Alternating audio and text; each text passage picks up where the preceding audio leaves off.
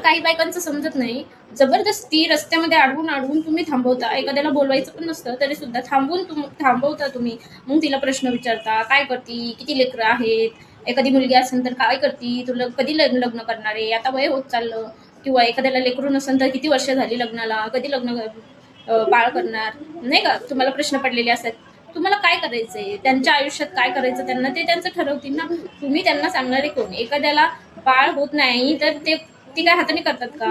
आपल्या देशामध्ये असं कोणती व्यक्ती आहे की जी बाळ होत नाही पण त्याला बरं वाटते, बरं झालं बाळ होत नाही, 5 वर्ष झाली लग्नाला, बरं झालं बाळ होत नाही, 10 वर्ष झाली लग्नाला, बरं झालं बाळ होत नाही, असं कोणी विचार करतं का? प्रत्येक जण काही ना काही प्लॅनिंग करत असतं. तुम्ही काय तिची मैत्रीण आहे का, तिची बहीण आहे का, तिची आई आहे की तुम्हाला सगळ्या गोष्टी सांगणार की हा आता ही ट्रीटमेंट घेतली आहे, आता हे चालू आहे, तुम्हाला अपडेट देण्यासाठी काही तिने ठेका घेतलाय का? तिला जेव्हा बाळ व्हायचं तेव्हा होणार आहे. तू तुझ्या बाळाकडे लक्ष का नाही देत? तुम्ही तुमच्या लेकराकडे लक्ष द्या ना. तुम्हाला झालीत ना, त्याच्यावर कॉन्सन्ट्रेट करा, त्याच्या भविष्यावर कॉन्सन्ट्रेट करा. तुमच्या घरामध्ये कोणाचं लग्न होत नसेल तर त्याच्यावर कॉन्सन्ट्रेट करा, त्यांच्यासाठी आणा चांगलं नाती आणि त्यांचं लग्न करून द्या. दुसऱ्यांवर काय कॉन्सन्ट्रेट करत असता? फालतूचे प्रश्न. त्यांनी बोलले तर बोला ना, पण ते प्रश्न विचारत ते सांगतच नाही तुम्हाला. जबरदस्ती तुम्ही रस्त्यात अडवून अडवून प्रश्न विचारत असता, जे की तुम्हाला माहित असतं ती व्यक्ती. आणि ते ना असं असतं ना की आपल्या शेजारी पाजारीच असतात, त्यांना माहित असतं की त्या व्यक्तीचं अजून लग्न झालं नाही, किंवा एखाद्या व्यक्तीला बाळ एवढे वर्ष झाले पण बाळ होत नाही.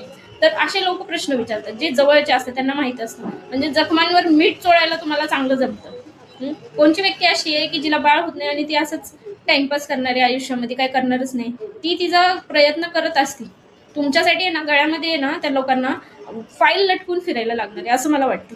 अरे पण फाईल लटकून फिरायला पण काही नाही. बायका तर काही काही अशा आहेत त्यांना तर लिहायला वाचायला येत नाही, 10 लेकरं काढून ठेवलीत आणि त्यांच्यासाठी प्रॉपर्टी पण नाही बनवली, किंवा काहीच केलं नाही, शिक्षण पण त्यांचं पूर्ण केलं नाही, पण लेकरं पैदा करून मोठे झेंडे लावले. असे लोक सुद्धा प्रश्न विचारतात. तुम्ही तुमच्या आयुष्यात काय केले बघा ना.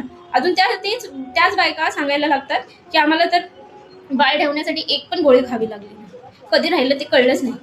तुम्हाला राहिलं ना, मग त्याच्यावर राहिलं ना, तुम्ही आई झाले ना, त्याच्यावरच कॉन्सन्ट्रेट केलं असतं तर त्यांना आता भाड्याच्या घरात राहावं लागलं नसतं ना. त्यांच्यासाठी प्रॉपर्टी बनवायची होती ना. 5-5 लेकरं पैदा केली, 10 लेकरं पैदा केली, पण त्यांच्यासाठी प्रॉपर्टी नाही बनवली. आता घर लेकरू नाही झालं आणि एखाद्याने घर घेतलं तर तुम्ही म्हणता की काय फायदा आहे हे घरदार घेऊन, काय होणार आहे? तुम्हाला सांगणार आहे का त्याचं काय होणार आहे? तुम्ही काय त्यांच्या घरचे नातेवाईक आहे की तुम्ही त्यांचे फॅमिली मेंबर आहे की घर का घेतलं, प्रॉपर्टी का घेतली? म्हणजे भिकारी राहायचं. एखाद्याला लेकरू नसेल तर काय रस्त्यावर भीक मागायला बसायचं? त्यांनी आयुष्यामध्ये काय करायचं नाही? त्यांनी स्वप्न नाही बघायची का काय करायची?